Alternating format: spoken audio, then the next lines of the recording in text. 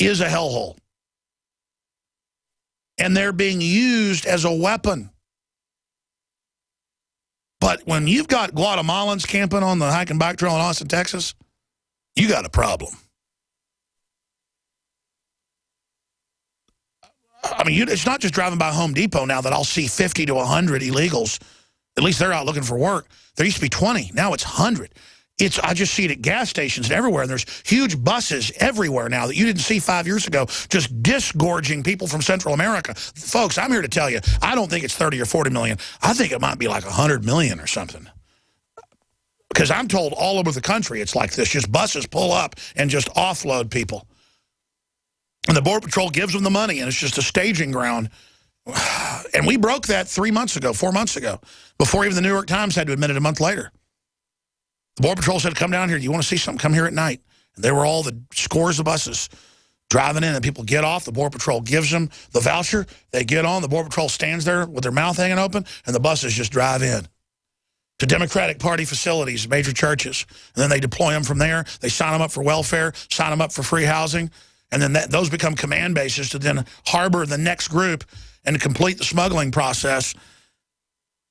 This is a communist takeover by offshore banks that want to put us under communism. They're exempt. This is the end of America. Just so you know, it's the equivalent of taking a straight razor right across somebody's neck and slicing both carotids, both jugulars, just boom, pumping blood out. Because if they brought these immigrants in by 100 million and they all had to work and weren't put on the political system, it'd probably end up making the country wealthier down the road. Because Americans, whether they're black, white, or Hispanic, don't have kids anymore once they're citizens.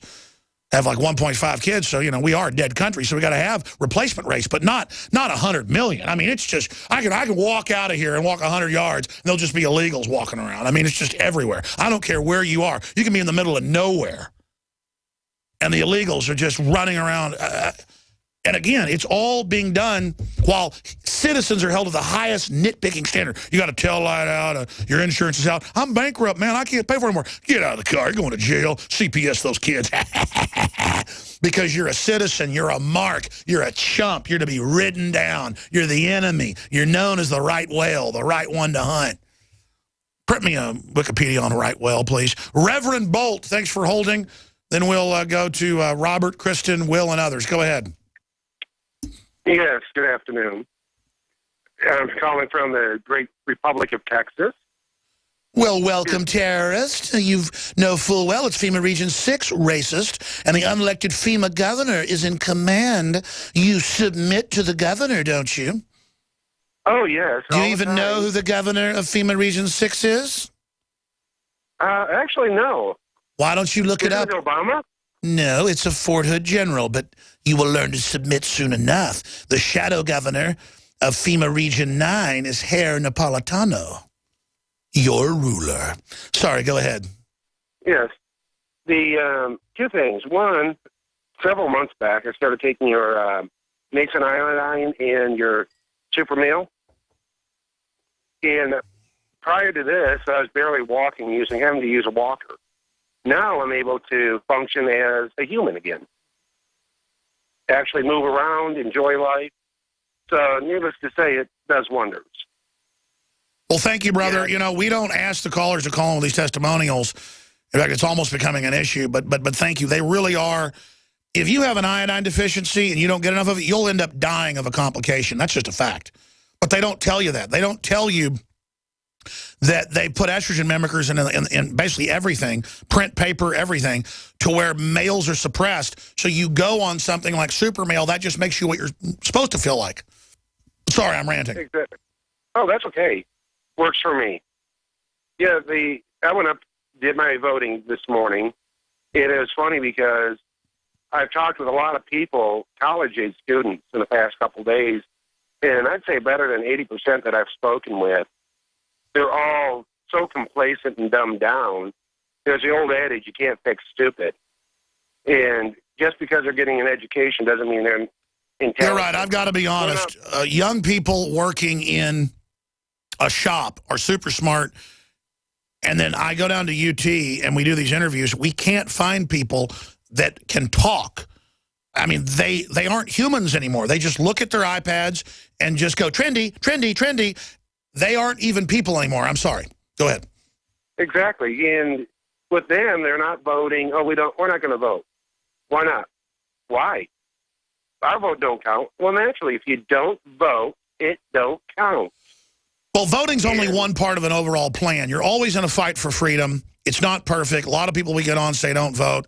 I can see their perspective. Vote with your dollars. Vote with not complying. There's 100 ways to vote. There's more than 100 ways. But voting is a big one. And, yes, it usually doesn't matter when they own both parties, but that's wearing thin. It's coming to the end of it. God bless you, Reverend Bolt. Let's talk to Robert in Florida. We just skipped the network break. Robert, you're on the air worldwide. Hello, Alex. Long-time listener and trying to be a caller. Well, welcome to the airwaves. Thank you, sir. Thank you very much. I've been listening to you for about 4 or 5 years now. I went in and voted today for what good it's worth, and I live in a little town called Port St. Lucie, Florida, just on the East Coast, north of West Palm. And when I went in there, just out of curiosity, now don't get me wrong, I don't have a problem with the ID thing. And I even had my ID up. But when I went in there, I asked them, I said, they said, okay, we need to see your driver's license. I said, okay, can you show me the Florida law that says, you have to have it? And he says, well, I don't know the law, but the law is, you can't vote here unless you have a photo form of ID. And he said, my guidelines are, and I interrupted him. I said, well, your guidelines do not supersede law. I said, if I was... That's right. It's important to train everybody that you're going to show me the law and you're going to be specific about it so that these people start learning to actually look at the law. You're right. Right, and then I said, well, if I was a piece of Spanish illegal scum that come over here, would I have to show you ID or anything? And his jaw kind of dropped, and the ladies that were sitting there listening to all this, they kind of smiled and said, I agree with you, but this doesn't happen here. He says, in this precinct, you have to have an ID, and he stepped away, and he brought back a paper. They had the Florida statute that did say you have to have ID, but one of the things were, if you don't have a photo ID, you can use a piece of mail, something with your address on it, a credit card. So that doesn't really, justify as ID in my book. If you can use a piece of mail that, Well, that's right. Florida's like Texas, where you just, they want something. And that's meant to stop the serial vote fraud, where James O'Keefe could vote 20 times. He didn't actually vote, but he got to the point of getting the ballot to illustrate it. And by the way, we have a piece of the interview that Jakari Jackson just did with O'Keefe, exclusive, with all the big election fraud he's breaking. We have the full interview tonight during live coverage. We've got some other interviews we've taped with Greg Palast and others. That's coming up tonight, 6 to midnight Central, 7 to 1 a.m. Eastern. That's 3 to, I guess, that'd be 9 Pacific. Infowars.com/show, or click on the elections link to find the free video feed that's already up and going right now, simulcasting this transmission. I appreciate your call. Now, I get your point saying that you're mad at people that are here illegally, voting to disenfranchise you illegally, calling them scum. I think if you call someone scum who's voting illegally, if I was down in Mexico illegally voting in their elections, I think they could call me scum. But if you mean they're scum because they're Spanish-speaking, I got to be honest with you. People that are here legally that I know from Latin America are more moral and nicer than Americans. Just because they're more old-fashioned. Americans are so incredibly spoiled. There is a cliche that sold conservatives on having open borders that the illegals will work hard, and they will. But that culture is being phased out. And they want people that wear 6X underwear that are on welfare to get up here who can barely get in a bus ride. They're advertising, want to have a baby? That's who they want up here. In my view, well, I told the story about I ran out of gas the other day, and I think the guy said he was from El Salvador, I forget. Really nice. I'm walking down the ramp, ran out on 290, and he took me to get gas. And when I came back, the cops were there saying, hey, you can't, this is blocking the exit ramp. I go, I know, I didn't want it to run out here. It wasn't blocking, I was able to pull it over. And then the cops basically ended up, because of course the gas can at the place didn't go in the hole right, because it's the type that's sealed. And the cops just pushed the truck down over the hill and down to the gas station. So they were very nice and did service duty. See, it's not lowly to do service. It's a high calling. You know, it's good to help people. It's good to be a good Samaritan and do your job. But, I mean, I had a good experience with the police and with the guy. And I said, are you here legally? And the guy was like, no. He didn't speak much English, but he was pulling over to, you know, help me and give me a ride. Look, I mean, I'll take anybody over the UT students I've seen. And I'm not trying to be mean. I don't care if they're Chinese, white, black. We go interview them. They are so stupid and can hardly talk, but they know all the trendy buzzwords. We go down there and 9 out of 10 sign a petition to ban water. And they brag, yeah, I'm a chemist. You know, I got a degree from Stanford. Yeah. The guy starts hitting on Leanne McAdoo on the jogging trail. And he's bragging that he's got a degree in chemistry, and he's saying, yes, I'll sign your petition to ban dihydrogen monoxide. Dihydrogen monoxide is the scientific name of water, H2O.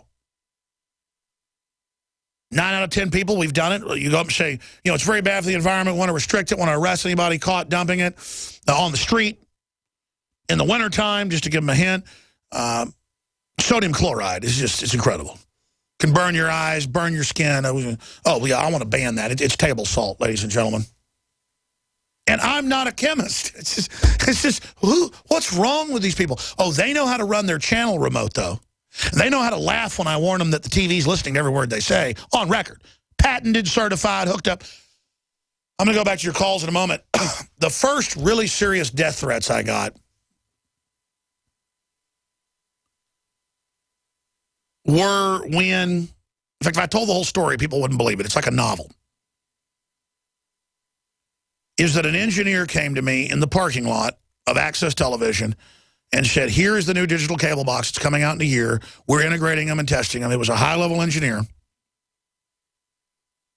it's been so long ago I could just say it because they ended up finding. He was the lead engineer at a major cable company in Austin. At the time, there was only one. And he goes, there's a microphone in it that's voice print, and this next one's coming out. It's going to have a camera. And they go, these functions won't work for years, but we're hooking them up and activating them, and we can see in the test homes that the data is being sucked out through government conduits that have been added to our facility. I went on air and said they got NSA hubs hooked into your digital cable boxes in like 97, and they are tracking what everybody's doing in live time, and these are going to roll out everywhere, part of a smart grid, and the NSA has hubs and all the telecoms. So I already talked to an AT&T guy about this, too. You notice later was an AT&T person in San Francisco. The head guy, the head engineer over the whole building went public and said, no, whole floors are NSA. 30 minutes into the transmission, they cut the feed at Time Warner Master Control because Access TV ran through that. The phone starts ringing. And they call me in, they go, we're getting major heat. We're being threatened by Time Warner that you're giving out proprietary information and they may sue us. And I said, listen, and so I brought in a cable box. We got to find these videos. They're so epic. And ripped it open on air and showed the microphone and the blueprints. This is the type of shows I used to do back then by myself. Buckley used to help when he could. And Mike Hansen. I tore it open on air. Tore it open on air. And showed everybody. And, man, the death threats started. And I mean, I'd get these calls on my unlisted line going, listen, Alex, you can have fun and have your show. But let me tell you, you gone too far, buddy. You don't talk about that cable box, you little son of a bitch, or you and your family are going to get it. And I'm sorry to talk like that, but I mean, serious old men can sound really evil, always real friendly. Imagine when they call up and go, listen, you little piece of, you got into stuff you're not supposed to be getting into, boy. And if you know what's good for you, you'll shut your mouth right now. Same thing when I exposed DynCorp, the child kidnapping rings that were in the news. Got the same kind of calls and stuff you wouldn't believe. It was causing incredible hell for my family. But somebody's got to expose this. People calling up saying, I just saw you let your dog out in the backyard. That's a nice little dog. I mean, the phone rings right as you close the door. Yeah, I heard your dad's in the hospital. Hope he effing dies. We're going to cut your head off. You understand that? We're going to cut your effing head off. See, that's who runs this country. They ship in the narcotics, they run the kids, they run it all. And they count on us being weak-minded while they got cable boxes listening to everything we do for 15, 16, 17 years. Did it stop 9/11? No. They run Al-Qaeda. It's not our government. It's a We're criminal on the group. march. Chris